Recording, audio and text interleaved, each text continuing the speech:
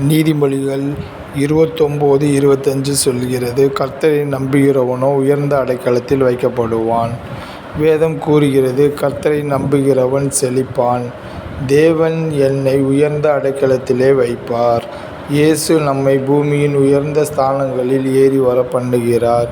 கன்மலையின் தேனினாலும் கற்பாறையில் வடியும் எண்ணெயினாலும் நம்மை திருப்தியாக்குகிறார். உச்சிதமான கோதுமையினால் நம்மை போஷிக்கிறார். நம் கர்த்தராகிய இயேசுவை நம்பும்போது நம்முடைய காரியங்கள் அனைத்தும் வாய்க்கும். தாவீது கூறும்போது, கர்த்தர் என் பெலனும் என் கேடகமும் என் கன்மலையும் ஆனவர், என் தலையை அபிஷேகம் பண்ணுகிறார் என்று கூறுகிறார். கர்த்தர் சிறியவனை புழுதியிலிருந்து எடுத்து எளியவனை குப்பையிலிருந்து உயர்த்துகிறார். அவனை பிரபுக்களோடும் ஜனத்தின் அதிபதிகளோடும் உட்காரவும் பண்ணுகிறார். இவ்வாறு நமக்கு ஆசீர்வாதத்தை ஏற்படுத்துகிற தேவன் நம்முடைய தேவன். அப்பேற்பட்ட தேவனை, அவருடைய வார்த்தையின்படி நாம் பின்பற்றுவோம், விசுவாசிப்போம்.